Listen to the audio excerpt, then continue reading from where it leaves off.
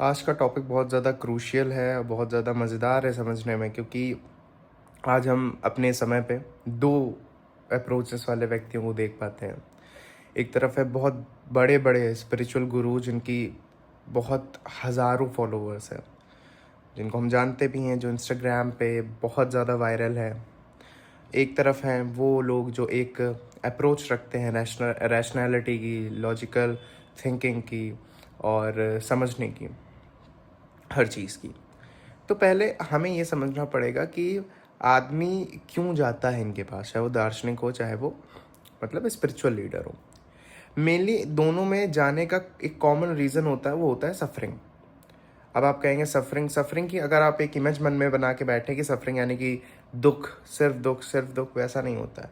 Suffering आपको नहीं भी पता चलती है, लेकिन तब भी सफ़र आप कर रहे होते हैं और आपको ये थोड़ा एहसास तो होता है कि मेरे साथ कुछ गलत हो रहा है। वो जो थोड़ा एहसास होता है वो आपको दो व्यक्तियों के पास ले जा सकता है। या तो वो स्पिरिचुअल लीडर होगा, स्पिरिचुअल गुरु होगा, या तो वो एक फिलोसोफर होगा। आप समझते दोनों के अप्रोचेस क्या है इन दोनों इस चीज़ से डील करने की। ठीक है, पहले की अप्रोच ये है, जो स्पिरिचुअल लीडर है, जो स्पिरिचुअल गुरु है, वो आपको फला फला चीज़ें बताएगा कि ये आप करिए।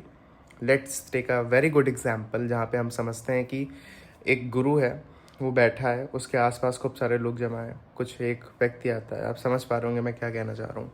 एक व्यक्ति आता है, वो कहता है कि ये मेरी समस्या है, और वो कहता है कि आप ये फला फला काम करिए, कि कर्मकांड करिए, और आपको मिल जाएगा सब कुछ, आपका मामला सही हो जाएगा। समझिए इस अप्रोच में प्रॉब्लम क्या है। पहली बात, ये तो पता ही नहीं चला कि सफरिंग का कॉज क्या है। सफरिंग का कॉज पता चलता है तब जाके हम सफरिंग पे काम कर सकते हैं। लेकिन इस अप्रोच में सफरिंग के को सॉल्व करने की कोई बात नहीं करी गई है। इसमें सफरिंग का उस कर्मकांड से कोई कनेक्शन ही नहीं बताया गया, अगर कुछ है, वैसे तो है नहीं, कि ये करने से तुम्हें इस चीज़ में कैसे फ़ायदा मिल जाएगा। आप समझ रहे हैं मेरी बात। जैसे मैं कहूँ कि आप ये फला फला नाम या फला फला मंत्र, आप ये शाम दोपहर, सुबह दोपहर शाम इसको जपिए। आप ये एज अ स्पिरिचुअल गुरु मैं आपको बताता हूँ। मुझे आप एक जवाब दीजिए, क्या इसका आपकी सफरिंग से क्या लेना देना है।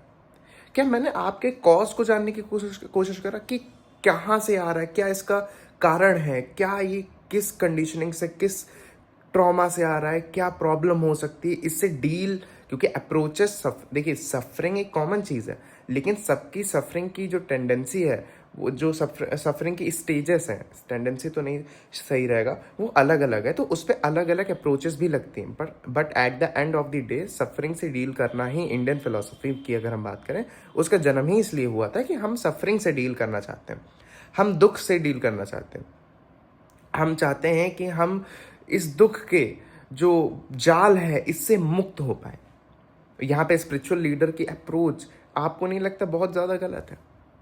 आपको नहीं लगता है कि यहाँ पे मेरी एज अ इंडिविजुअल मैं अस्तित्व हूँ, मैं गया किसी के पास, मैं उससे कहता हूँ कि लेट्स से कि ये मेरा कोई बहुत बहुत ज़्यादा क्लोज वन है, वो मर गया, उसकी उसकी मृत्यु हो गई, आप मुझे बताइए कि मैं इसको कैसे डील करूं। तो पहले तो वो सांत्वना के लिए ऐसे ऐसे चीज़ें बता देता है, फिर कहता है कि आप ये कर दीजिए तो उसकी जो मरा है वो मुक्त हो जाएगा। अब वो कर्म करने से, क्योंकि कर्म का तो सिद्धांत हम बहुत अच्छे से भगवान कृष्ण हमें भगवत गीता जी में समझा चुके हैं कि कर्म इटसेल्फ कुछ नहीं है, कर्ता पे ध्यान दो। और हमसे कहा जाता है कि ये कर्म करो, तो वहां पे कोई जो है, there is no connection between these two things. ये होती है कि स्पिरिचुअल लीडर की अप्रोच जो आपको सफरिंग से कभी नहीं निकाल पाएगी, आपको फील करा सकती है, लेकिन वो क्यों? क्योंकि बिलीफ सिस्टम की पावर इतनी ज़्यादा होती है। बिलीफ सिस्टम ऐसे वर्क करता है कि आपको एहसास ही नहीं होगा कि आप सफ़र कर रहे हो। लेकिन फिर मैं वो हर हर वीडियो में, ज़्यादातर वीडियो में ये एग्जाम्पल लेता हूँ कि जब हम ऐसा फील करते हैं कि हम खुश हैं, तो उसके लिए वक्तव्य आता है उपनिषद में। वो कहते हैं कि मनुष्य तब शांत अशांत हो जाता है। अशांत एक कांस्टेंट टर्म है यहाँ पे, मैथमेटिकली से दैट। तो जो अशांत है वो कांस्टेंट है, उसके आगे कुछ भी लगता रहेगा कि मैं आज शांत हूँ, मैं आज दुखी हूँ, मैं आज परेशान हूँ, लेकिन अशांत तो हो ना, एक अपूर्णता तो है ना आपके अंदर।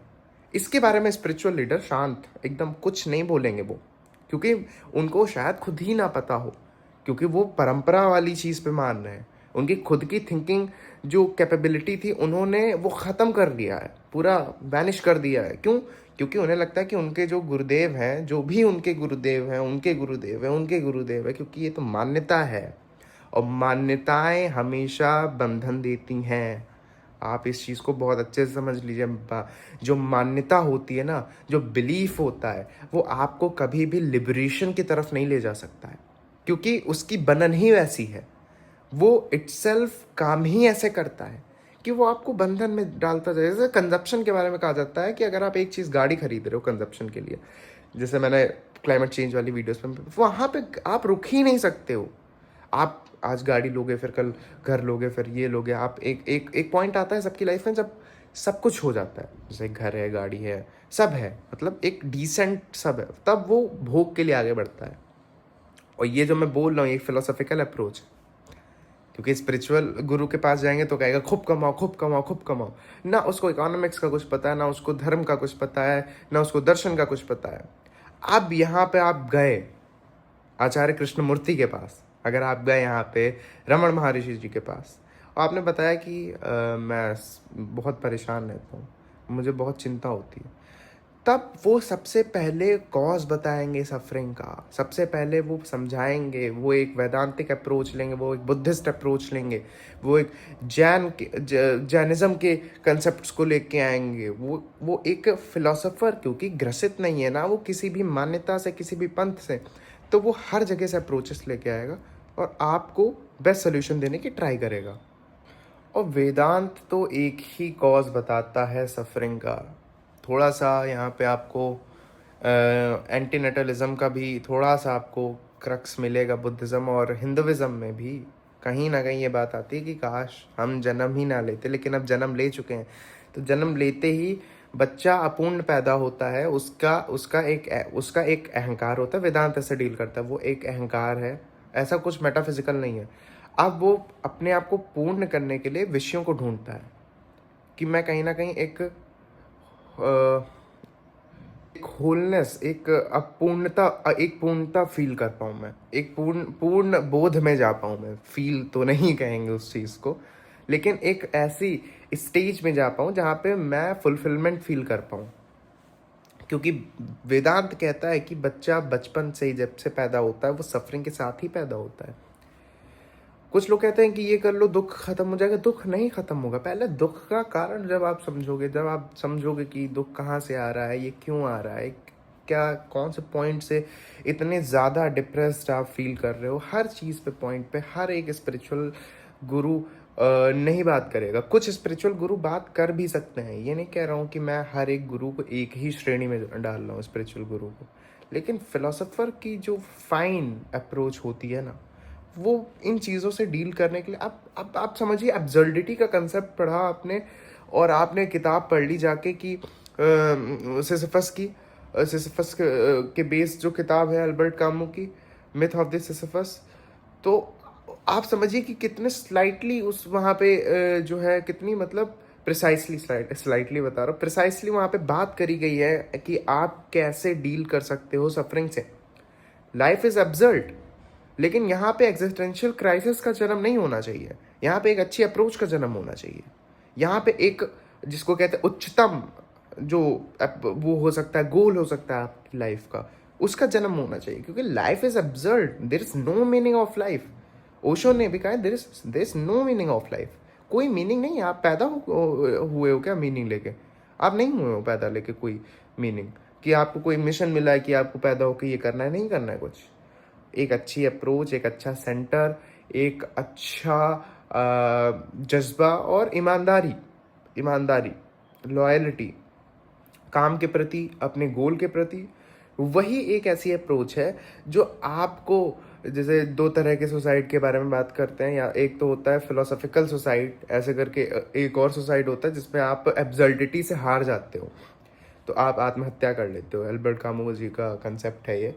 तो इन दोनों सोसाइटी से डील करने के लिए आपको एक ही चीज़ करना पड़ेगा कि आप जो है इस एब्सर्डिटी से आप इस चीज़ को समझो और आप इस चीज़ से एक अच्छे सेंटर के साथ डील करो। मुझे नहीं लगता है कि अब ये वीडियो ज़्यादातर लोगों के पास पहुंच पाएगी, क्योंकि मैंने एक वर्ड बोल दिया है जिसकी वजह से शायद, चलिए कोई बात नहीं, वो मैं बीप भी नहीं कर सकता हूँ। चलिए, यही था आज का वीडियो जिसमें हमने थोड़ा बहुत समझने की ट्राई करा। वीडियो अच्छा लगा हो तो लाइक करिएगा, और बाकी भी वीडियोस पढ़ी हैं सफरिंग के बारे में, फ़िलासफ़ी के बारे में, दर्शन के बारे में, इंडियन फ़िलासफ़ी पे बहुत अच्छी वीडियोस पढ़ी हैं। ओशो आचार्य, कृष्णमूर्ति आचार्य, प्रशांत जी, सबके बारे में वीडियोस पढ़ी हैं। आप जाके यूट्यूब चैनल पे मेरे देख सकते हैं। Thank you so much for watching.